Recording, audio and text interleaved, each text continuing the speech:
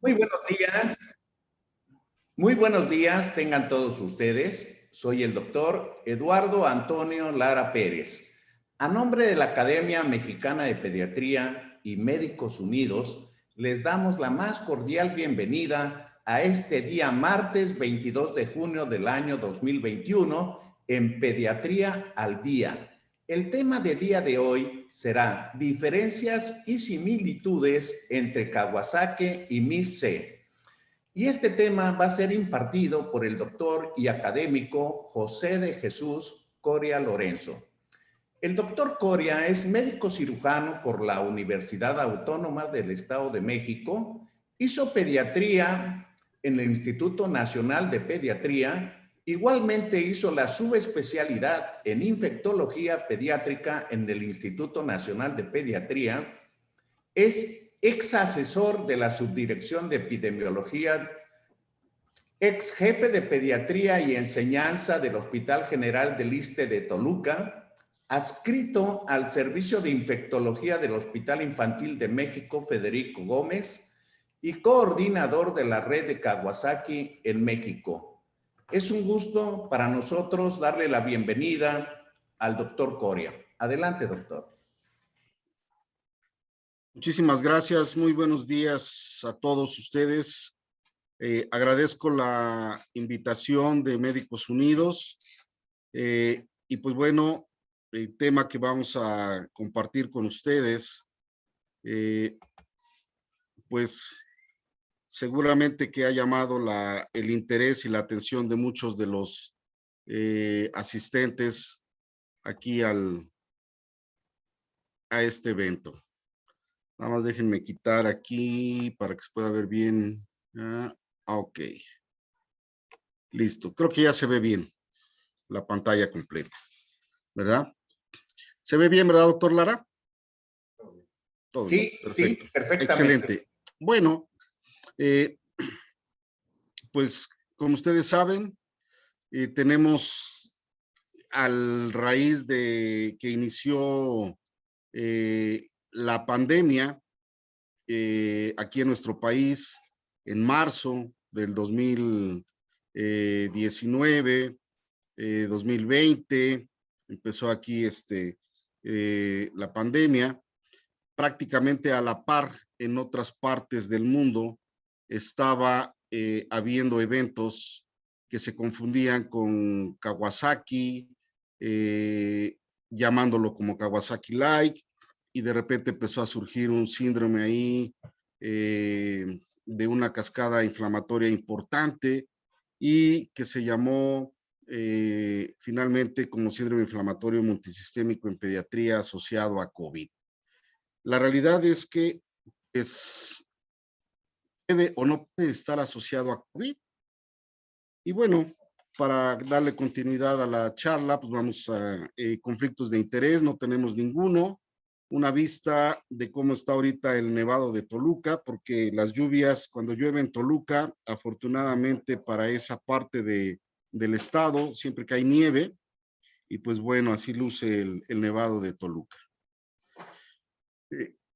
Vamos a empezar haciendo un recorrido de estas dos enfermedades, sin tratar de casarnos mucho con ellas, pero sí haciendo énfasis para que podamos ir entendiendo cuáles son las diferencias y similitudes. Cuando hablamos de Kawasaki, tenemos que entender que hay Kawasaki clásico y Kawasaki no clásico, o Kawasaki completo e incompleto. El primero, el completo, normalmente se presenta en el 80% antes de los 4 años de edad y el 50% en menores de 2 años. El no clásico o incompleto, es en el que siempre tenemos que estar más atentos por el riesgo de que es más común en menores de 6 meses. Y en este grupo etario, la presencia de aneurismas, el desarrollo de aneurismas puede ser un factor determinante en la calidad de vida del paciente. El diagnóstico ciertamente resulta difícil y en manos no expertas, el diagnóstico puede ser tardío y ahí es donde corremos el riesgo de que el paciente tenga complicaciones cardíacas. El no clásico incompleto también se ha de repente subdividido en de presentación atípica. Ojo, no hay Kawasaki atípico, por favor, nada más hay Kawasaki completo e incompleto, ¿sí? Y dentro de la presentación atípica están estas dos situaciones de síndrome de Kawasaki-like y síndrome de shock asociado. Hablando de síndrome inflamatorio multisistémico, los conceptos, pues vean ustedes, ¿sí? Cuando empezó a salir esta enfermedad, se hablaba de que se trataba de un shock hiperinflamatorio, un síndrome inflamatorio con compromiso multiorgánico, ¿sí? Un síndrome inflamatorio temporalmente asociado a SARS-CoV-2, un síndrome inflamatorio multisistémico PIMS en pediatría, asociado a COVID-19, ¿sí? Un síndrome inflamatorio en niños, un síndrome inflamatorio post-COVID, un síndrome de shock tóxico-like, se considera igual Kawasaki-like asociado a COVID, o simplemente una tormenta de citoquinas asociada a COVID-19, o un síndrome de activación de macrófagos, ¿sí? Todo mundo en las diferentes partes donde se fue presentando este cuadro le fue dando un carácter distintivo. Sin embargo, bueno, en la actualidad, pues lo conocemos ya como un síndrome inflamatorio multisistémico asociado a COVID. Cuando hablamos de Kawasaki completo, vamos rápidamente, y ustedes se dan cuenta, la referencia dice 1998, pero años atrás ya estaban los criterios, pero aquí fue donde ya se hizo, pues como que dejar la patente de cuándo considerar un Kawasaki incompleto, ¿sí? Y bueno, esto es porque quiero llamar la atención exactamente en cómo tenemos que abordar para no hacer ninguna distracción en los criterios diagnósticos de Kawasaki. Seguramente que ya vieron ahí toda la estructura anatómica y van a ver luego las diferencias. ¿Cuáles son los criterios? Fiebre de por lo menos 5 días de evolución más 4 de los siguientes signos. Hiperemia conjuntival bilateral, que estrictamente decía no purulenta, pero que sabemos que hay pocos casos que se puede presentar con secreción purulenta. Cambios en mucosa oral, que va desde eritematosa, labios secos fisurados, eritema faríngeo, lengua en fresa. Cambios en manos y pies, que van desde eritema y edema en fase aguda, descamación periungueal en fase aguda. El rash, que primeramente aparece en tronco, que igual no debe ser vesiculoso, sin embargo, hay varios reportes en la literatura sudamericana, Chile, Argentina, tiene por ahí algunas publicaciones de Kawasaki con lesiones vesiculares, ¿sí? Pero prácticamente el rash es maculopapular, un eritema multiforme, eritrodermia difusa e incluso escarlatiniforme. Y la característica de la linfadenopatía cervical, que su diámetro puede ser mayor a 1.5 centímetros hasta en el 75% de los casos, con la característica de que es unilateral, no dolorosa y no supurativa, ¿sí? Y obvio que la enfermedad no se explicada por otro proceso infeccioso o causa conocida. Estamos hablando de Kawasaki completo. Kawasaki incompleto, como decíamos, cuesta más trabajo, ¿sí? Y por ejemplo, vean ustedes, dentro de algunos de los hallazgos atípicos de Kawasaki incompleto puede ser la presencia de conjuntivitis exudativa, ¿sí? Y algunas otras situaciones como una faringitis o faringoamigdalitis, cosas que no estaban descritas antes en la presentación de Kawasaki completo, como insuficiencia renal, apendicitis, neumonía, etcétera. De tal manera que 36% de los pacientes no cumplen los criterios de un Kawasaki completo, pero tienen mayor riesgo de desarrollar complicaciones, mayor riesgo de aneurisma coronario y sobre todo menores de 1 año, pero más en los menores de 6 meses, como ya lo habíamos comentado. Este es un algoritmo rápido para hacer el diagnóstico de Kawasaki, ¿sí? No nos vamos a detener en él, seguramente que todos lo han visto en diferentes publicaciones y en algunos libros de texto, ¿verdad? ¿Por qué no nos detener? Porque, bueno, parte de los hallazgos de laboratorio es lo que vamos a ver más adelante en la diferenciación de lo que es el SIMS, ¿sí? Y bueno, ¿qué algunas consideraciones de importancia podríamos tener en las presentaciones atípicas? ¿Sí? Sobre todo, decimos que la presentación atípica es parte de los Kawasakis incompletos, que son lactantes menores de 6 meses con fiebre prolongada e irritabilidad. Y a veces, en ocasiones, la fiebre puede ser la única manifestación, ¿sí? Y eso nos puede llevar a confundir con un herpes tipo 6, un herpes tipo 7, en el que exactamente la fiebre es la única manifestación de la enfermedad. ¿Qué otro? Lactantes con fiebre prolongada y que puedan tener un cuadro inexplicable de meningitis aséptica. O lactantes y niños mayores con fiebre prolongada y que tengan un shock inexplicable, con cultivos negativos, con un cuadro de linfadenitis cervical que no responde a antibióticos o un absceso retrofaringio o parafaringio que no responden a antibióticos. Otras situaciones de las presentaciones atípicas de Kawasaki incompleto. Y bueno, en la enfermedad de Kawasaki, con la variante de Kawasaki-like, hay muchos reportes en la literatura. Vean ustedes aquí cuántos reportes asociados con infección de VIH, con un cuadro de sepsis, con meningococo, más con HIV en adultos, en niños. Y recientemente empezaron a salir publicaciones que era un evento asociado con la pandemia de COVID-19 y una enfermedad emergente de Kawasaki-like, ¿verdad? Shock, el síndrome de shock por Kawasaki tampoco es nuevo, ¿sí? Hay muchas publicaciones también, como ustedes pueden ver aquí, ¿verdad? Y bueno, sabemos que Kawasaki se presenta en todas partes del mundo, siendo su mayor incidencia en Japón, en donde se llegan a registrar 240 casos por 100,000 habitantes, en Europa 9 por 100,000, en Estados Unidos 17 por 100,000, en México es muy bajo, de 5 por 100,000, ¿sí? Pero lo tenemos en todo el mundo. De manera que, pues bueno, es una realidad. Kawasaki lo conocemos perfectamente bien desde hace muchos años, desde que el doctor Tomisako Kawasaki hizo la descripción del síndrome linfonodo mucocutáneo en pediatría, que finalmente se definió como Kawasaki, en honor a su nombre del doctor Tomisako. Pero después aparece el SARS-CoV-2 y empezamos a tratar de buscarle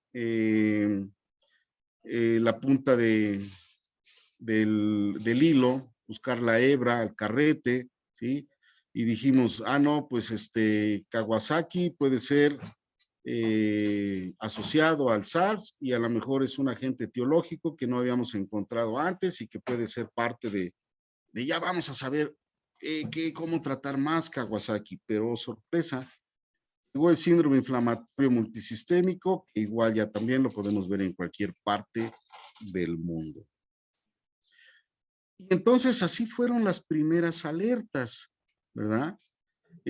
Muchas, sin embargo, muchas consideraciones diagnósticas, como lo mencionamos al principio, ¿sí?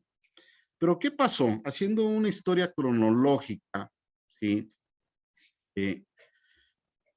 Había muchas variaciones en la definición de caso, la descripción clínica estaba limitada a una serie de casos, las características clínicas pueden ser vistas en otro tipo de enfermedades infecciosas, en algunos procesos malignos, pero sobre todo enfermedades reumáticas de la niñez, y eso fue lo que de alguna manera causó confusión, pero que también permitió que ciertos tratamientos empleados en enfermedades reumáticas en procesos malignos pues fuera llevado al tratamiento de este síndrome inflamatorio multisistémico en pediatría, ¿sí? La disfunción miocárdica, eso es lo único, y de aquí vamos a empezar a hacer las diferencias, ¿sí? La disfunción miocárdica puede presentarse insidiosamente, pero es la principal ruta o causa de morbimortalidad en el paciente pediátrico, a diferencia del adulto. Empezamos con inicios de marzo del 2020, ¿sí? En donde en el Reino Unido COVID-19 impactó a la comunidad pediátrica porque empezaron a notificar enfermedades inusuales. Pacientes con cuadros severos fueron admitidos a las salas normales, a unidades de cuidados intensivos pediátricos, con diferentes cuadros: fiebre prolongada, dolor de garganta, dolor de cabeza, dolor abdominal y vómito, erupciones cutáneas, conjuntivitis, entre otros datos. Algunos desarrollaron shock, falla orgánica múltiple, pero tenían en común, ¿sí?, incremento de reactantes de fase aguda como PCR, incremento de neutrófilos, aumento de dímero D, disminución de linfocitos e hiperferritinemia. Algunos síntomas típicos y atípicos de la enfermedad de Kawasaki, que fue cuando se empezó a asociar con esta, pero la mayoría de pruebas para SARS-CoV-2 eran negativas, ¿sí? Eso llamaba mucho la atención, aunque a pesar de que eran negativas, había el antecedente del contacto. Y ciertamente no todas eran negativas, ¿verdad? 24 de abril del 2020 en Italia y mismo 24 de abril en el Reino Unido, ¿sí? Decíamos que esto empezó en el Reino Unido y bueno, todos los casos fueron revisados, se colectó una base de datos de niños admitidos a salas normales o a la terapia, se excluyó cualquier causa microbiana, incluyendo sepsis, shock tóxico por estrepo o staph, ¿sí? Y el 24 de abril se alertó sobre un nuevo desorden emergente, ¿sí?, en los niños y adolescentes. En esa misma fecha, en Italia también vieron que tenían un número importante de niños con Kawasaki, para ellos era Kawasaki, ¿sí? Vean, la misma fecha con dos mentalidades distintas. En un porcentaje no despreciable, había casos tanto completos o incompletos atípicos, pero llamaba la atención de mayor incremento de la resistencia de la gamma globulina intravenosa y tendencia hacia un síndrome de aspiración de macrófagos. Todos tuvieron tratamiento agresivo y un porcentaje de estos niños tenían como positivo la prueba de SARS-CoV-2 o que tuvieran contacto reciente con enfermos, a diferencia de los de Reino Unido, en donde las pruebas eran negativas. Finalmente en el Reino Unido dijeron, bueno, es un shock hiperinflamatorio. De ahí empezó la historia. Seguimos con el Reino Unido, que fue el que más hizo publicaciones al respecto, 26 de abril, ¿sí?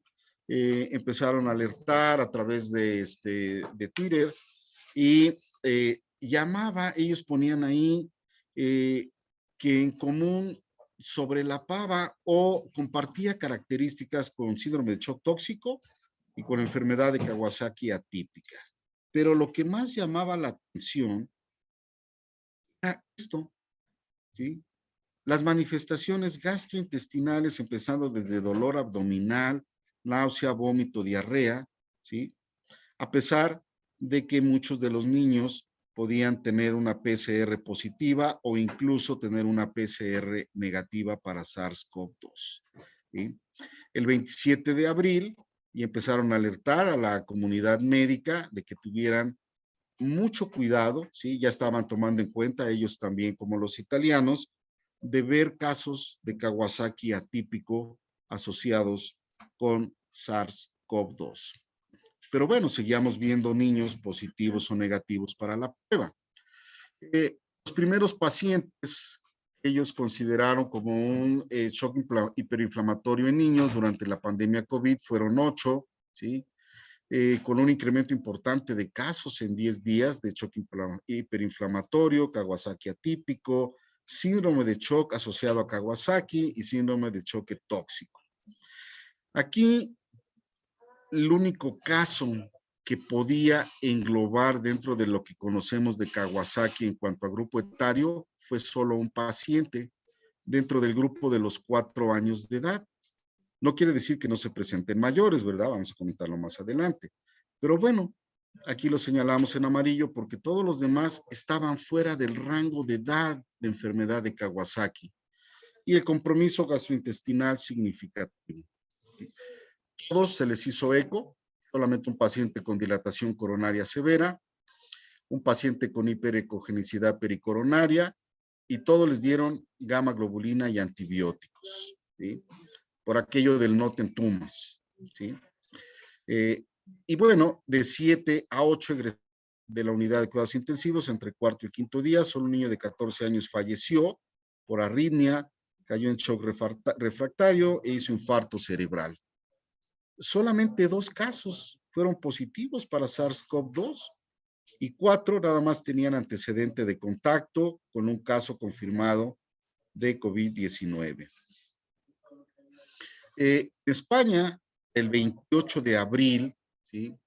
Ya en España empezaron también a haber casos, se hicieron un comunicado oficial, general, la Asociación Española de Pediatría informó a las familias sobre casos de shock pediátrico, ¿sí? Y regresando a Italia, el reporte lo hicieron en mayo 13, lo sacaron en línea, un brote de enfermedad de Kawasaki-like, ¿sí? Exactamente en el epicentro de donde tuvieron el brote de SARS-CoV-2. Pero bueno, dijeron, bueno, como esto fue en Bérgamo, hicieron un retrospectivo de qué había pasado de 1 de enero de 2015 al 20 de abril del 2020, ¿sí? Compararon esos 2 periodos, el otro del 18 de febrero al 20 de abril del 2020, ¿sí? Y en el primero tuvieron 17 pacientes, de los cuales fueron 7 niños, 12 niñas, y las edades en promedio fueron de 3 años. ¿Sí? Ahí podríamos decir que eran Kawasaki, ¿verdad? Y el segundo fueron 10 pacientes, en donde todos los englobaron con Kawasaki-like, 7 niños, 3 niñas, pero aquí el rango de edad fue de 7.5 años, se escapaba de lo que era lo que es la edad promedio para Kawasaki, ¿verdad? ¿Qué llamaba la atención? Llamaba la atención que bueno, sí, independientemente de que hubo 5 femeninos y 5 masculinos, y solamente un caso, que fue un Kawasaki clásico, entró en el rango de edad, tuvo un ecocardiograma normal, curiosamente, ¿sí? No desarrolló aneurisma, obvio, pero, ¿sí? Los otros 6 casos, pero 5 de ellos, ¿sí? Tuvieron ecocardiogramas anormales y uno desarrolló un aneurisma mayor de 4 milímetros. Estos pacientes es el paciente 4, el 5, el 6, el 8 y el 10. ¿Por qué nos enfocamos en esto, en lo que llamaba la atención? ¿Sí? Porque estos 5 pacientes, pues que los habían clasificado como Kawasaki-like, finalmente los consideraron como un síndrome de shock asociado a Kawasaki. Entonces, incluso en la misma publicación, como que de repente dices, bueno, ¿qué es lo que querían publicar? ¿Sí? Y bueno, seguíamos teniendo muchas inquietudes y muchas dudas al respecto con la enfermedad de Kawasaki y SARS-CoV-2. Salió de estos 10 pacientes, solamente PCR positiva en 2 y la serología en 8 de 10, ¿sí? De IgG y en 3 de 10 IgM. Todos recibieron gamma globulina, 8 metilprednisolona y solo 2 con ácido acetil salicílico. Entonces, de alguna manera, pues decimos, oye, si fue un síndrome de shock tóxico asociado a Kawasaki, ¿por qué no todos recibieron metilprednisolona y ácido acetil salicílico? ¿Por qué? Porque estábamos exactamente en pañales, ¿sí? No sabíamos cómo tratar el cuadro, no sabíamos que era un síndrome inflamatorio multisistémico, pero afortunadamente en los niños, sí, son más resistentes, se ha demostrado, y eh, la mortalidad no se presentó. Lo único que sí presentan ellos ahí es que es un incremento de 30 veces en la incidencia de Kawasaki-like, lo dejaron como Kawasaki-like, ¿sí? Y bueno, en Francia, esto el 14 de mayo, siguiendo la cronología, pues igual también reportaron un brote de Kawasaki entre el 27 de abril al 7 de mayo, 17 niños hospitalizados en solo 11 días, ¿sí? La edad promedio también de 7.5 años, variando de 3.7 a 16.6, 64.7 de los de Kawasaki desarrollaron síndrome de shock asociado a Kawasaki, 71 con miocarditis, ¿sí? Todos con síntomas gastrointestinales, todos, ¿sí? 82% evidencia de SARS-CoV-2 reciente de contacto y solamente dilatación coronaria en el 29% de los casos. Ah, caray, aquí pareciera que sí estaba un poquito más asociado con Kawasaki, ¿verdad? Pero bueno, después, en una relación de 12 hospitales de Francia y uno en Suiza, encontraron 35 niños con disfunción sistólica ventricular izquierda, 8 cardiogénico, más hiperinflamación. La edad promedio fue de 10 días, variando de 2 a 16 años, y se confirmó 88.5% el diagnóstico de SARS-CoV-2. Entonces empezó a decir que, bueno, pues era una enfermedad asociada o condicionante de Kawasaki. Finalmente, de este lado del planeta, igual para mayo del 2020, hay un brote también de síndrome inflamatorio multisistémico en niños. Ya se empezó ya a condicionar como diagnóstico, ya a acuñar el término síndrome inflamatorio multisistémico en pediatría, y en Nueva York lo que llamó la atención es todos los niños que ingresaron con un cuadro de síndrome inflamatorio multisistémico era a 7 días después de haber sido positivos o haber estado en contacto con un caso conocido de SARS-CoV-2 o haber sido positivos para SARS-CoV-2, 7 días después. ¿Sí? De los 38 casos identificados en el Reino Unido, esta es la localización de los casos reportados, ¿sí? La edad media fue de 11 años, el promedio de 1 a 16, el sexo predominó 62% masculinos y solamente 2 tuvieron comorbilidades, un asmático y un epiléptico. Las características demográficas, dominando más en la raza negra, los africanos, los caribeños, los mismos británicos, en menor en la raza blanca, 19%, mucho menos en la raza asiática y los asiáticos británicos, 11%, en mezcolanza, 5%, y se desconoció la raza en 11%. A partir de aquí ya todo empezó a seguir acuñando el síndrome inflamatorio multisistémico pediátrico, pero temporalmente asociado con SARS-CoV-2. ¿Cuáles son las diferencias y similitudes? Vamos a entrar de lleno ahora a realmente el meollo de la plática, habiendo hecho antes un recorrido de Kawasaki de síndrome inflamatorio multisistémico. Bueno, ¿se acuerdan de que les decía que prestaran atención? Porque siempre es importante prestar atención para no confundir, ¿verdad? Por ahí algunos amigos, no quiero decir nombres porque mi amigo Ulises, mi amigo Rorroga, se puedan sentir ofendidos, pero ya le estaban echando el ojo para el próximo congreso. O si quieren salir, lo pueden sacar a bailar. Entonces hay que ponerse muy listos, mis queridos amigos. Vamos a hablar cuáles son las diferencias, empezando por la epidemiología. La enfermedad de Kawasaki tiene distribución mundial, pero afecta más la raza asiática. Es común en menores de 5 años, ¿sí? frecuente en menores de 2, sobre todo 6 meses, y es rara en el grupo de más de 10 años. Poco común en adultos, mayor incidencia en invierno y primavera. La relación masculino-femenino es mayor en el masculino 1.5 a 1.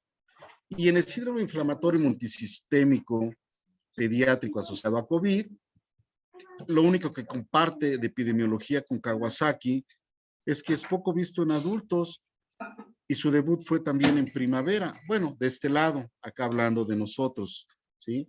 De lo que es México. ¿Sí?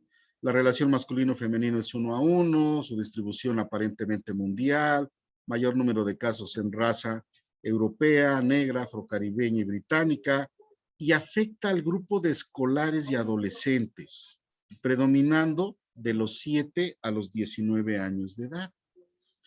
En cuanto a la etiología, la enfermedad de Kawasaki puede ser por varios factores, factores exógenos, por infecciones virales, superantígenos bacterianos, y dentro de esta variedad de superantígenos bacterianos, pues tenemos la reacción inflamatoria que causa estreptococo, que causa estafilococo, algunos otros como Propionibacterium, Yersinia, y no solamente bacterianos, también algunos virus, ¿verdad? Decimos infecciones virales, pueden causar el cuadro que sea relacionado con etiología. No hay una etiología, en realidad, sí, que quede bien entendido, no hay una etiología de Kawasaki, por eso no hay un tratamiento dirigido como tal, pero se encuentran Epstein-Barr virus, retrovirus, parainfluenza, cándida, lactobacillus, parvovirus B19, los herpes virus, ¿sí? Que también se han asociado, parvo y herpes virus con arteritis de grandes vasos, y recientemente, no tiene mucho, que en secreciones respiratorias se encontraron inclusiones citoplásmicas de un coronavirus llamado coronavirus de Newhouse. Esta es la etiología de Kawasaki.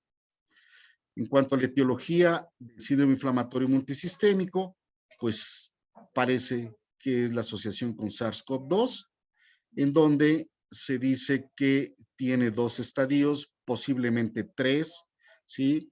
Los más importantes, la inmunodeficiencia y la hipercitoquinemia. La primera es un fenómeno inmunológico retardado asociado con la etapa hiperinflamatoria de la infección por COVID-19, donde hay una respuesta alterada de interferón 1, así como una linfopenia importante CD4 y CD8. Y formación de autoanticuerpos, ¿sí?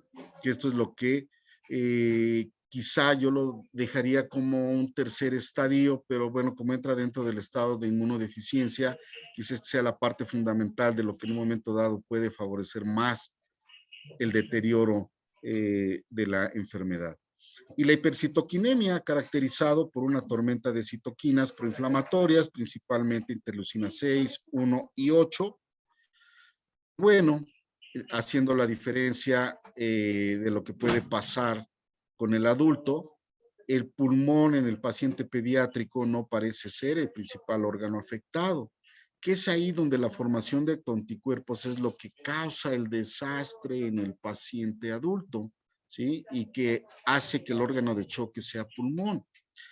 Por el contrario, en los niños el compromiso endotelial desencadenado por la infección viral directa podría explicar la disfunción microcirculatoria sistémica severa observada en estos pacientes. Esto es lo que yo consideraría como que fuera el tercer estadio, la infección viral directa, el efecto citopático que sabemos que todos los virus producen, ¿verdad? Pero que por ahí recientemente se ha dicho que no tiene tanto efecto citopático el SARS-CoV-2, ¿verdad? Sin embargo, es pues algo que pues todavía no se ha confirmado al 100%.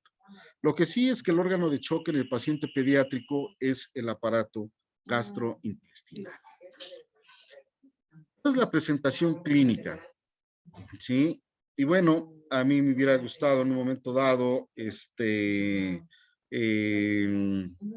poder hablarles de fiebre en Kawasaki, que es todo un tema, ¿sí? Y cuando uno aprende fiebre en Kawasaki, les aseguro que no se les olvida Kawasaki, ¿sí? Pero bueno, tiene 3 fases, la fase aguda, la fase subaguda y la fase convaleciente. Si nosotros aprendemos fiebre en Kawasaki, ¿sí? Con eso es exclusivamente, dirían, síndrome inflamatorio multisistémico es otra cosa. Pero bueno, tenemos que hacer las diferencias porque esta es la plática. Y cada una de estas fases de Kawasaki se caracteriza por cada uno de los cambios que ven ahí, empezando desde la fiebre, la cuenta de plaquetas, la presencia de artritis, artralgias, los síntomas cardiovasculares, cambios en la piel, cambios en mucosa, conjuntiva, la linfadenitis, en relación a la evolución por semanas. Y en el síndrome inflamatorio multisistémico, ¿sí? Los síntomas que predominan es el shock, dolor abdominal, diarrea, requerimiento de oxígeno y el involucro miocárdico, ¿sí? Esto, decíamos, los que más han publicado al respecto fue Reino Unido, y pues ellos hablan de un 75% de casos de shock, 51% con involucro miocárdico, 54% de rash, asociado con 30% conjuntivitis y 20% afección de membranas mucosas, lo que puede confundir con Kawasaki, pero 57% involucro abdominal, 38 daño renal agudo, del cual un paciente ameritó terapia de reemplazo renal, y a diferencia de los adultos, solo 32 con síntomas respiratorios. Y ya decíamos que el órgano de choque en pediatría es gastrointestinal. En relación a las diferencias de la presentación clínica, en enfermedad de Kawasaki, 80% conjuntivitis, hay uveitis anterior, 35% puede presentar tos y rinitis, 61% dolor abdominal, diarrea, náuseas, hidrops biliar, hepatoesplenomegalia, y pueden haber también meningitis no infecciosa, secreción adecuada de hormona antidiurética, dentro de la afección cardíaca, desde miocarditis, pericarditis, aneurisma coronario, falla cardíaca congestiva, insuficiencia valvular, nefritis, uveitis, meatitis, vulvitis, artralgias, artritis, edema de manos y pies, y es poco común en mayores de 10 años. En el síndrome inflamatorio multisistémico también hay conjuntivitis vulvar, 89%, más que en Kawasaki. También hay uveitis anterior. También hay alteraciones en mucosas de oral, los labios rojos cuarteados, 54%, alteraciones neurológicas, 31%, signos respiratorios, 34%, linfadenopatía cervical y mesentérica, hasta en 60%, el rash en piel, 57%, el involucro digestivo, 83%. Con náusea y diarrea casi componiendo ese 83%. Y en la laparoscopía exploratoria se puede encontrar inflamación de lo que es colon o lo que es intestino delgado, puede haber ileitis, puede haber un 5.7%. La fiebre se presenta en mayor de 4 días, puede ser mayor de 4 días y la astenia está en un 100%, la edad media es 10 años, ¿sí? Esto hace una diferencia también con Kawasaki, ¿sí? Porque sabemos ahora que Kawasaki podemos hacer el diagnóstico manos expertas en los primeros 3 días de iniciado el cuadro. Diagnóstico, por eso los pongo ahí, el diagnóstico en Kawasaki se hace entre el tercero y 10 días máximo, pero 10 días máximo ya se perdió toda la oportunidad de evitar que el niño desarrolle aneurisma, si es que lo va a hacer, ¿sí? Y el diagnóstico en el síndrome inflamatorio multisistémico, ojo, por lo regular termina presentándose, y por eso es que lo hacemos tan tardío, 4 o 6 semanas, o durante el curso de un cuadro agudo severo de infección por SARS-CoV-2. Por lo regular, casi siempre se hace después de que el paciente presentó SARS-CoV-2. Pocas veces se presentan en el cuadro agudo severo, sobre todo en el paciente pediátrico, a diferencia del adulto. ¿Cuáles son las características del laboratorio? Kawasaki, leucocitosis, plaquetosis, ¿sí? Pero también podemos hablar de un factor de riesgo para alteraciones cardíacas y de aneurisma, la plaquetopenia. Acabamos recientemente de publicar, que es el último artículo que publicamos como red de Kawasaki, acaba de salir, por ahí luego se los voy a compartir, en el EC Pediatrics, donde hablamos de que la plaquetopenia es un factor de riesgo para alteraciones cardiológicas en pacientes mexicanos. Pero bueno, la plaquetosis en Kawasaki se presenta después de 7-10 días y es mayor entre el día 10 o 14, que es lo que va alarmando que el paciente también pueda tener complicaciones cardíacas. El ego pluriestéril, PCR elevada dentro de los habitantes de fase aguda, igual velocidad de sedimentación globular elevada, alteración de enzimas hepáticas elevadas, anemia menor de 10, albúmina baja, menos de 3 y líquido cefalorraquídeo aséptico. En el síndrome inflamatorio multisistémico, todo lo que ustedes pueden ver ahí en el cuadro, que lo resumimos de los más importantes: linfopenia, elevación de dímero D, elevación de la troponina, y lo único que comparte con Kawasaki es elevación de la PCR, ¿sí? También tiene hiperferritinemia, como lo habíamos dicho, neutrofilia, y posiblemente el otro que comparte también anemia. Dos situaciones que comparte nada más de laboratorio con Kawasaki. A diferencia del shock asociado a enfermedad de Kawasaki, donde aquí sí podemos ver que puede haber dímero D elevado, PCR elevada y troponina elevada. Pero ¿qué pasa con síndrome inflamatorio multisistémico? Bueno, pues tiene además elevación del dímero D, de la troponina, de la PCR, elevación de TP y TPT, ¿sí? Linfopenia, hiperferritinemia, neutrofilia, anemia, ¿sí? Hay muchas cosas que no son como las de incluso shock asociado a Kawasaki, ¿sí? Y si bien es cierto que en el shock de Kawasaki también hay aumento en los síntomas gastrointestinales, bueno, aquí una característica es que hay plaquetas bajas, albúmina baja, sodio bajo, ¿sí? El ácido láctico está elevado, hay mayor riesgo de aneurisma coronario, regurgitación mitral 40%, disminución de la función ventricular, aumento de resistencia de la inmunoglobulina intravenosa, ¿sí? Ojo, ¿sí? Y mayor riesgo de mortalidad los pacientes que desarrollan shock asociado a Kawasaki, y bueno, ese es cuando también hacemos un diagnóstico tardío de enfermedad de Kawasaki.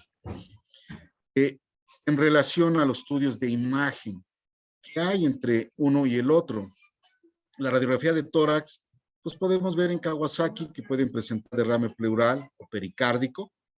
En cambio, en el SIMS puede ir desde normal hasta un derrame pleural bilateral pequeño, zonas de consolidación en parches, consolidación fatal o atelectasia, ¿sí? En el SIMS no hay datos de ecocardiograma, son muy pocos los que reportan ecocardiograma, como el que veíamos el reporte de Italia, pero se lo hicieron porque pensaban que era Kawasaki, ¿verdad? Pero en Kawasaki, ¿qué hay en el ecocardiograma? Regurgitación mitral, estenosis coronaria, dilatación sin aneurisma o aneurismas coronarios, ¿sí? Ultrasonido abdominal, hidrops de vesícula biliar, ¿sí? Que también es una característica importante que se ha descrito desde hace muchísimos años en todos los artículos de Kawasaki, ¿sí? Pero en el ultrasonido en síndrome inflamatorio multisistémico, lo que le decía yo, lo que más resalta es inflamación intestinal, tanto de ilion o colon ascendente. Puede ser también normal, puede ver ascitis, se puede encontrar linfadenopatía, ¿sí? Mesentérica, edema pericolecístico, ¿sí? Que se ve también en Kawasaki, que es parte también de lo que compone el hidrus de vesícula biliar. Y en electrocardiograma en Kawasaki, un PR prolongado, arritmia sinusal o atrioventricular, cambios en el segmento ST, onda T de bajo voltaje, arritmias ventriculares y dilatación de ventrículo izquierdo, ¿sí? Muy, muy diferente, como ustedes se pueden dar cuenta, lo que es Kawasaki de síndrome inflamatorio multisistémico.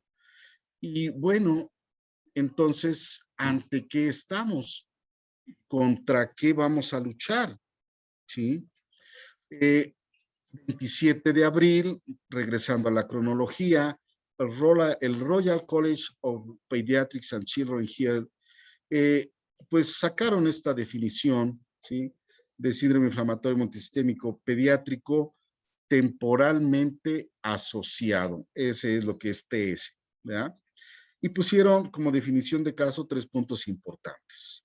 Cualquier niño que se presente con fiebre persistente en donde la fiebre sea mayor de 3 días, ¿sí? Que incluya que el niño complete de forma total o parcial criterios de enfermedad de Kawasaki, independientemente completa o incompleta, ¿sí? Que se excluya cualquier causa microbiana y que la prueba de SARS-CoV-2 pueda ser positiva o negativa, ¿sí? Aquí, pues, en obvio, todos ya pueden decir, bueno, tiene un sesgo importante, ¿sí? ¿Para qué incluye la prueba de SARS-CoV-2? Si me va a dar negativo, ¿sí? A lo mejor lo que pudieron haberle agregado aquí es que si la prueba era negativa, antecedente de contacto con un caso de SARS-CoV-2 o COVID positivo, ¿ya? Bueno, eso es como yo lo pensaba. Pero bueno, así lo puso el college. Después el CDC dijo, bueno, ok, exposición a COVID dentro de las 4 semanas antes al inicio de los síntomas. ¿Por qué? Porque se estaba viendo que la mayoría de los casos se presentaban 4 a 6 semanas después de esto. Perdón. Y la fiebre mayor de 38, pero no de más de 3 días, sino de menor o igual a 24 horas, confirmada o incluso subjetiva, ¿sí? Que la mamá llegara y le dijera, pues mi hijo lo sentí que tenía temperatura, ¿sí? Temperatura táctil, como lo decíamos cuando hice la residencia en pediatría. ¿Tiene fiebre? Sí, por tacto. Ah, qué bueno, excelente. Los CDC incluyeron eso, ¿verdad? Grandiosos los CDC. Y como comentario adicional, que algunos individuos, ¿sí?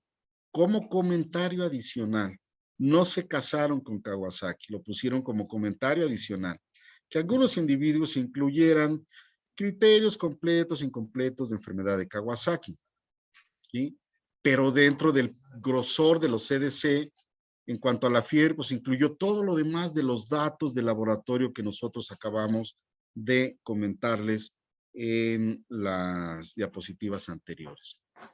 Y la Organización Mundial de la Salud dijo, bueno, a ver, pues me los voy a fusilar, me los voy a chutar al Royal College y a los CDC y decimos niños y adolescentes de 0 a 19 años, no me meto en broncas. Sí, con fiebre mayor de 3 días, evidencia de COVID con una prueba, incluyó todas, una PCR, una prueba de antígeno o serología, o lo que yo decía al principio, ¿verdad? O contacto con un paciente conocido con COVID y todo lo demás de laboratorio y gabinete, ¿verdad? Creo que esta es la más completa, 15 de mayo del 2020, y hablamos de un síndrome inflamatorio multisistémico, ¿sí? Y bueno, pues entonces, ¿qué es lo que estamos viendo en estos niños? ¿Sí? ¿Qué es lo que estamos tratando en estos niños? Enfermedades similares para diversas condiciones. ¿Qué le vamos a tratar? Un Kawasaki, un síndrome de shock asociado a Kawasaki, un síndrome de shock tóxico por estafilococo o estreptococo, que también se ha asociado a Kawasaki. ¿Sí? De hecho, yo tengo un reporte de un shock por estafilococo. Un síndrome de activación de macrófagos o una linfohistocitosis hemofagocítica, un shock hemorrágico versus encefálico, un lupus eritematoso sistémico versus enfermedad vasculítica o procesos malignos.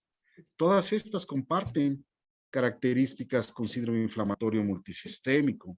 De ahí, bueno, haciendo comparación de las características de Mix y Kawasaki, podemos ver 3 cosas importantes. ¿Sí? Los pacientes con Kawasaki que no se relacionan con SARS-CoV-2 deben requerir evaluación, diagnóstico y tratamiento durante la pandemia de SARS-CoV-2. Los síndromes inflamatorios multisistémicos y Kawasaki, que no tienen nada que ver con infección por SARS-CoV-2 porque la prueba es negativa y no tienen antecedente de contacto, pueden sobrelapar características clínicas que incluyan infección conjuntival, alteraciones orofaringeas, ¿sí? O de mucosa oral, ¿sí? Un rash, ¿sí? Inflamación de manos y pies y linfadenopatía cervical. Y los estudios epidemiológicos de síndrome inflamatorio multisistémico sugieren que los niños menores son más comunes que puedan presentar características que semejen un Kawasaki incompleto como Kawasaki-like, mientras niños mayores son más común que desarrollen miocarditis y shock, ¿sí? Ojo, decíamos que el principal morbimortalidad en síndrome inflamatorio multisistémico son las lesiones miocárdicas y el shock en paciente pediátrico. Y entonces aquí están haciendo la diferencia entre los grupos etarios para tener atención en cuanto a qué le vamos a dar al paciente. Y bueno, esto es algo que próximamente va a salir en un libro que se va a llamar Modelos de Diagnóstico, Tratamiento y Laboratorio, que está en prensa. Esperamos que pronto salga. Y bueno, decía yo, hace mucho énfasis que si aprendemos de la fiebre en Kawasaki, no tendremos por qué tener dudas en hacer Kawasaki y hacer Kawasaki de diagnóstico temprano. Este es un modelo de análisis para diagnóstico de Kawasaki y pues bueno, se los comparto, se los adelanto como parte de lo que hemos trabajado en este libro. Y regresando a Kawasaki, para que no se les olvide, pues bueno, los gringos son muy amantes a hacer connotaciones, ¿sí? Y le pusieron a esta el adjetivo de crash. Crash, que es conjuntivitis, que tiene que ver con la fiebre, que se presenta 3 a 5 días de la fiebre. El rash o el exantema, como nosotros le decimos, ¿qué tiene que ver con la fiebre? Por eso insisto yo en que la fiebre es importante en Kawasaki. Se presenta 1 o 2 días hasta 5 después de la fiebre y desaparece en 1 semana después de la fiebre. La adenopatía normalmente se presenta al 3er día de la fiebre y dura hasta 3. La Strawberry, que es lengua en fresa, se presenta 1 o 3 días después del inicio de la fiebre o junto con esta y sale en 1 o 2 semanas. Y los cambios en manos y pies como inflamación y dolor se presenta 3 a 4 días de la fiebre. De tal manera que si nosotros entendemos esto y aprendemos esto, pues vamos a diferenciar muy bien Kawasaki de síndrome inflamatorio multisistémico. Sin embargo, seguimos con muchas dudas y entonces, ¿en qué estamos? ¿Sí? Síndromes asociados a tormenta de citoquinas, en donde se incluyen enfermedades malignas, ¿sí? Enfermedades reumáticas, síndrome de activación de macrófagos, mismos procesos infecciosos, sepsis asociada, ¿sí? Síndrome de dificultad respiratoria, asociación con virus, influenza, COVID, Epstein-Barr, ¿sí? ¿Ante qué estamos? Y la pregunta se hace más grande cuando nosotros entendemos que el COVID-19 en niños generalmente es leve o asintomático y que los estadios para llegar al síndrome inflamatorio multisistémico es que el niño presente estas variantes, un síndrome febril inflamatorio temporalmente asociado con SARS-CoV-2 o una enfermedad de Kawasaki temporalmente asociada con SARS-CoV-2 o el Kawasaki es una coinfección del SARS-CoV-2 o un síndrome inflamatorio multisistémico temporalmente asociado con SARS-CoV-2 o el síndrome inflamatorio multisistémico es totalmente una entidad diferente. Si alguno de ustedes tiene la respuesta, le agradecería que me la dijera porque todavía yo no tengo la respuesta. ¿Sí? Y como conclusiones, bueno, estamos ante una nueva e inusual enfermedad de la niñez realmente emergente asociada con SARS-CoV-2 versus COVID-19. Es una forma grave de presentación de post-infección por SARS-CoV-2. Síntomas distintivos de otros síndromes lo hacen troponina elevada, dímero D elevado, PCR elevada, ferritina elevada, TP y TPT elevados, ¿sí? El péptido natriurético tipo B elevado, y disfunción cardíaca prominentemente hacen esto. ¿A qué se debe? ¿Por qué pasa esto? Bueno, pues yo lo decía hace rato, ¿verdad? Se supone que es el daño directo, el efecto citopático. Sin embargo, le pongo como interrogatorio mecanismos porque dijeron por ahí que no tiene tanto efecto citopático, pero bueno, si consideramos que hasta un mes después del cuadro de COVID está presente el síndrome inflamatorio multisistémico, pues entonces, ¿hay efecto o no hay efecto citopático? ¿Hay formación de autoanticuerpos que favorecen esto, aunado al efecto citopático? No lo sé. Y que en su mayoría son negativos para SARS-CoV-2, pero positivos para anticuerpos IgG versus IgM. Pues sigue hablando de la activación de esa etapa de inmunosupresión y de activación de citoquinas. Esto sugiere que la enfermedad es mediada por el desarrollo de inmunidad adquirida, o sea, la formación de autoanticuerpos, mucho más que por el daño directo del virus. Eso es lo que están proponiendo, que es más por anticuerpos que por el daño directo del virus, ¿sí? Entonces hay un papel importante de estos autoanticuerpos. Y entonces diríamos que, ¿y qué onda Kawasaki? ¿Es un evento concomitante o concurrente o es una coinfección? O el síndrome inflamatorio multisistémico simplemente comparte características de enfermedad de Kawasaki. Muchas preguntas en investigación. Lo que sí puedo decirles y como conclusión, ¿verdad? Es que Kawasaki no es COVID, COVID no es Kawasaki y síndrome inflamatorio multisistémico, de mi punto de vista, es una enfermedad distinta. ¿Sí? Los pacientes progresan de categorías menos serias a categorías más serias. Es una pregunta, no lo sé. Los ejemplos son los que decía yo, ¿verdad? Una fiebre asociada transitoriamente al síndrome febril inflamatorio asociado temporalmente a COVID y un síndrome de Kawasaki temporalmente asociado o un síndrome inflamatorio intestínico temporalmente asociado, no lo sé. ¿Cuál es el riesgo de aneurisma de arteria coronaria en cada grupo? No lo sabemos. ¿Cuál era la relación entre un síndrome de Kawasaki temporalmente asociado y un síndrome de Kawasaki como tal previo a la pandemia? El estudio que hay, nada más está el estudio que hicieron en Italia, ¿sí? Con 19 casos solamente, no hay mucha luz todavía, ¿sí? El tratamiento antiinflamatorio e inmunomodulador como inmunoglobulina, esteroides, anti-TNF, anti-interleucina 1, 6, inhibición de células T o anticoagulación o agentes antiplaquetarios, ¿realmente mejoran los resultados y reducen el riesgo de aneurisma de arterias coronarias? Y se puede traspolar al manejo del síndrome inflamatorio multisistémico, muchos de ellos sí. ¿Y cuáles son los mecanismos o la patogénesis realmente? No hay todavía mucho descrito.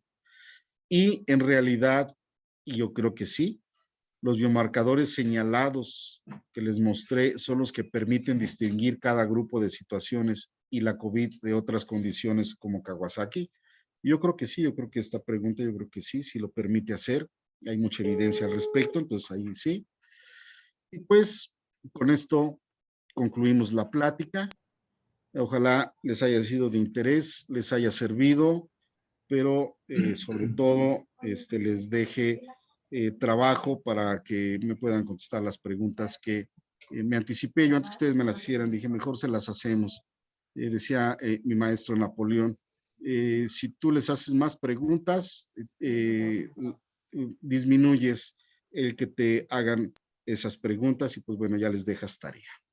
Pues muchísimas gracias y quedo a la orden.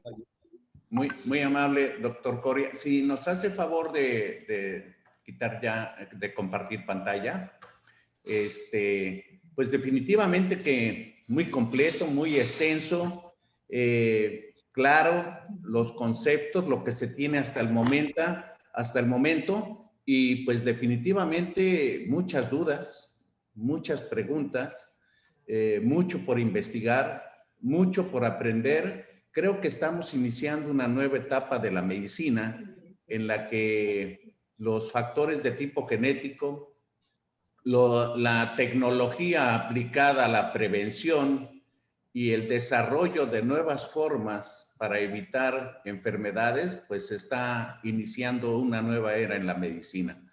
Hay felicitaciones de parte del doctor Ulises Reyes, de la doctora Angélica Machuca, y quiero cederle la palabra al doctor Ulises Reyes. Adelante, Ulises. Sí, pues José de Jesús Coria Lorenzo, gran amigo, compañero académico muy destacado. Quiero agradecerte porque tocaste un tema muy actual que tenemos como pediatras clínicos. Tú eres un pediatra clínico 100%, eso sí lo he reconocido siempre. Siempre los que estamos en el primer nivel de atención, los que vemos niños que muy comúnmente llegan a los servicios de urgencia o a los consultorios con dolor abdominal, eh, diarrea, vómito, siempre nos quedamos con el pendiente que puede ser el inicio de esta patología. Fíjate que viendo la experiencia que tiene Tijuana, porque ellos fueron los primeros en reportar, eh, me uno al grupo de ellos porque los obligué prácticamente a decir, publíquenlo, pero ya, y se sacó de emergencia los primeros 6 casos después de los de Chacón que publicó fuera de México. Entonces, este grupo de la doctora Diana Yaneli Aquino, ahí en Baja California, publica esto y me llamó muchísimo la atención que había en esos 6 pacientes, habían tenido tres habían muerto en las primeras 24 horas al llegar al hospital. Cuando nos fuimos a buscar las historias de estos niños, habían estado brincando de médico en médico y nadie pensó que la enfermedad podía ser así. Llegan al servicio de urgencias y en menos de 24 horas fallecen. Sí, uno de ellos con tomografía normal, incluso de tórax. No es por neumonía, sino aquí lo que más se los llevó pues, fue el shock, el problema miocárdico. Mi pregunta va encaminada a esto. ¿Existe algún marcador, como por ejemplo un factor natriurético o algo que nos ayude en ese primer contacto de decir, mira, aguas, este niño tiene una proteína C muy alta, una ferritina muy alta, se tiene que quedar y comenzar un manejo intensivo con él? Tu comentario, por favor. Sí, claro. De hecho, que en una de las últimas diapositivas lo comentaba y cuando puse las diferencias de laboratorio, ¿sí? ¿Qué niño en un momento dado debería de quedarse y hacérsele vigilancia? ¿Sí? Si ese niño tiene aumento del dímero D, hiperferritinemia, linfopenia y anemia, ¿sí? Esos son los principales marcadores con los que tú tendrías que dejarlo hospitalizado, ¿sí? Okay. Aunado a ello, pues bueno, ya vienen otros como alteraciones de la coagulación, ¿sí? Pero con esos, ¿sí? Con esos, incluso yo diría, simplemente incremento del dímero D, ojo, es una alerta, alerta para pensar que el paciente puede desarrollar un evento de shock, ¿sí? Obvio, pues ya le haces después toda la demás batería de estudios de laboratorio y pues ya evalúas. Sí. Y haciendo un poquito énfasis a lo que tú dices, quiero retomar mucho algo que aprendí cuando estaba en el Nacional de Pediatría, ¿sí? Que la mente no, los ojos no ven lo que la mente no sabe, ¿sí? Y si y esto es evidente en lo que acabo de mostrar. Si en los primeros reportes decían, tienen síntomas gastrointestinales. Ah, sí, gastrointestinal. Los siguientes reportes seguían diciendo, tiene síntomas gastrointestinales la mayoría de los pacientes. Ah, sí, no, sí. Fue hasta que finalmente ya cuando empezaron a salir las definiciones del CDC y de la Organización Mundial de la Salud, tomaron en cuenta el que, ojo, los niños, el órgano de choque no es pulmón, es gastrointestinal. Entonces ahorita, pues estamos exactamente como con influenza, todo aquel que llegaba con fiebre, dolor de cabeza y malestar general, era influenza hasta no demostrar lo contrario. Pues aquel niño que te llega con dolor abdominal importante, ¿sí? Náusea, vómito y diarrea, hay que evaluarlo para descartar que no sea un COVID. Ok, finalmente, efectivamente, todo esto cambió, como dice Eduardo muy acertadamente. Estamos ante una nueva entidad y seguro que vamos a tener que aprender muchísimo todos, tan así que empezaron a usar gamma globulina ante la encrucijada de saber si era Kawasaki o era otra cosa. Se quedó ya como algo que ha funcionado. ¿Y en qué momento se usa metilprednisolona? Te digo porque ha habido casos en donde no se utiliza la metilprednisolona. Entonces, tenemos mucho por aprender. ¿Cuál sería tu esquema? Pues no todos son recetas de cocina, pero decir, en SARS-CoV la posibilidad es que se use gamma globulina, metilprednisolona, y de acuerdo a la escala, y si se tiene a la mano anakinra u otros fármacos que se han comentado, inhibidores de interleucina 6, etcétera. ¿Cómo crees tú que cuál va a ser el pronóstico o qué auguras tú en esa línea de manejo con el paciente con esta patología relativamente nueva? Ok, bueno, en el momento actual se está usando, ¿sí? Se está usando la gamma globulina, metilprednisolona sin lugar a dudas tiene que ser parte del tratamiento, ¿sí? El uso de anticoagulantes también es parte del tratamiento, ¿sí? De síndrome inflamatorio multisistémico. No tenemos anticuerpos monoclonales en México espectaculares, ¿verdad? El costo es altísimo y traerlo de Estados Unidos cuesta muy caro, pero el futuro, ¿sí? Quizás sea utilizar antiinterleucina 6, antiinterleucina 8, que han demostrado que están funcionando, ¿sí? En síndrome inflamatorio multisistémico y en el mismo cuadro de tromboembolismo pulmonar causado por COVID-19 en los pacientes adultos, ¿sí? ¿Hay aplicación de de ácido acetil salicílico, como es el caso, por ejemplo, de Kawasaki? ¿Tiene algún lugar dentro de esta terapéutica en SARS-CoV-2? En SARS-CoV-2, hasta hace poco, la reporte en la literatura decía que no. Sin embargo, en SARS-CoV-2, ¿sí? No en síndrome inflamatorio multisistémico, ¿ok? En SARS-CoV-2, como parte del manejo, ¿sí? Inicial, se ha sugerido que cuáles son los que pueden ser usados. Acetaminofén, ¿sí? Naproxeno, ¿sí? Ácido acetil salicílico, ibuprofeno, ¿sí? Ibuprofeno de alguna manera se ha tratado de que no se utilice mucho por el riesgo que tiene de causar sangrado gastrointestinal con mayor facilidad aún todavía que los otros AINES. Muy bien, pues muchas gracias. Gracias. El doctor Francisco Matías Soria lo felicita y también le pregunta de la interleucina 6 si tiene alguna experiencia con ella. No, doctor, no tenemos ninguna experiencia con ella. Los reportes en la literatura indican que como parte del manejo de SARS-CoV-2, incluida en el síndrome inflamatorio multisistémico, interleuquina 6 y también de la 18 que se está viendo que últimamente tiene mucha participación también, es lo promisorio a futuro. Muchas gracias. El doctor Jesús de Lara lo felicita también por su plática y pues menciona que todavía hay mucho por aprender. Estamos llegando al final y quisiera pedirle hiciera un mensaje final de su plática. Ok, Doctor. muchísimas gracias, doctor. Bueno, pues como mensaje, lo único que les quiero dar es que debemos ser muy precavidos cuando hacemos el triage en nuestros hospitales, sobre todo los hospitales pediátricos. Afortunadamente sabemos ya más de la enfermedad, no lo sabemos todo, ¿sí?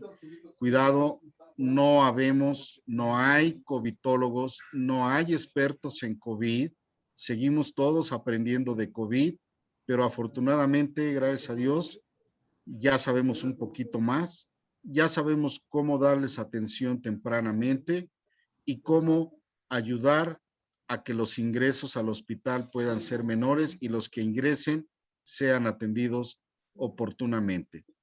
Y quiero agradecer por ahí que se conectó mi sobrina, que es médico del seguro, se conectó mi hijo, que es médico de la Secretaría de Salud en el Estado de México, y que bueno, lo abrieron seguramente a sus alumnos y pues ojalá y que a todos les haya sido de interés y les sirva esta charla. Y pues bueno, recordarles que del 12 al 14 de agosto está el Congreso de Médicos Unidos por México y va a ser un excelente foro. Activa tu micrófono, Eduardo. Eduardo, tu micrófono. No se escucha.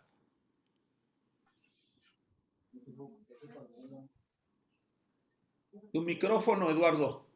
Perdón, muchas gracias. No sé, muchas gracias. Una disculpa.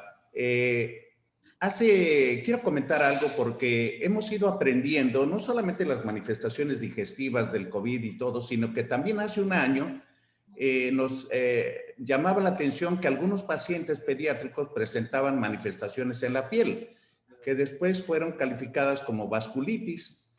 Y este es un dato importante porque con este aprendizaje y la plática del doctor Coria el día de hoy, creo que hemos abusado un poco del diagnóstico de enfermedad de Kawasaki. Hay por ahí muchos casos que sin pandemia se ha abusado del diagnóstico, que no se ha completado. Otros que desgraciadamente se ha quedado corto y es difícil quedar en el justo medio. Pero actualmente con esta plática me queda muy claro que ante cualquier situación de riesgo y agravantes que muy bien mencionó el doctor Coria, debemos de actuar, no ser pasivos, sino ofrecer un tratamiento agresivo y preventivo que seguramente eso va a poner al paciente en una mejor condición para que el padecimiento no le gane y oscurezca su pronóstico. Yo quiero agradecer a nombre de la Academia Mexicana de Pediatría, de Médicos Unidos, la participación tan buena, tan excelente del doctor José de Jesús Coria Lorenzo, infectólogo pediatra, en esta. Así es de que muchas gracias a todos y hasta pronto. Yes.